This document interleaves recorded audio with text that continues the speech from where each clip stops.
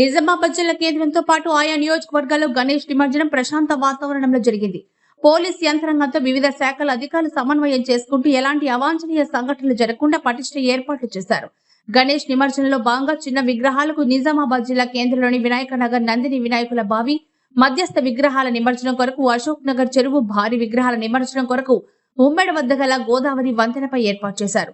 నిమజ్జనం సందర్భంగా శోభయాత్ర ఎలాంటి అవాంఛనీయ సంఘటనలు జరగకుండా 2000 మంది పోలీసులతో భద్రతా ఏర్పాట్లను చేశారు.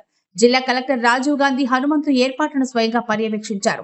శోభాయాత్ర కార్యక్రమానికి విచ్చేసిన భక్తులకు అల్పాహారం, మంచినీటి సౌకర్యాలను స్వచ్ఛంద సంస్థలు ఏర్పాటు చేశాయి. 2 రోజుల పాటు వైభవపేతంగా వినాయక నిమజ్జన కార్యక్రమం కొనసాగింది. ఎలాంటి అవాంఛనీయ సంఘటనలు జరగకపోవడంతో అధికార యంత్రాంగం ఊపిరి పీల్చుకుంది.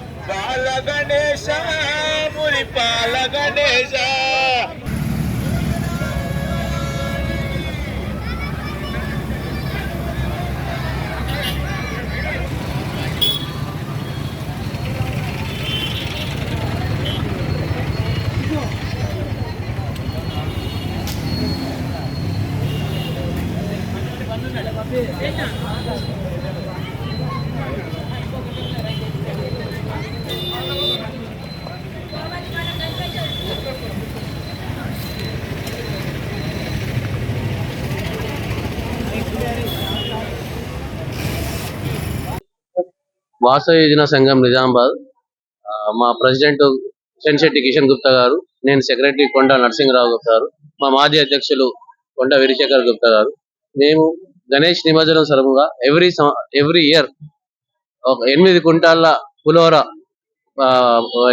వితరణ జరుగుతుంది.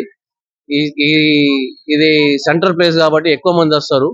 సో 5 o'clock నుంచి రాత్రి 10 దాకా మేము ఈ పులిహోర వితరణ చేస్తున్నాము.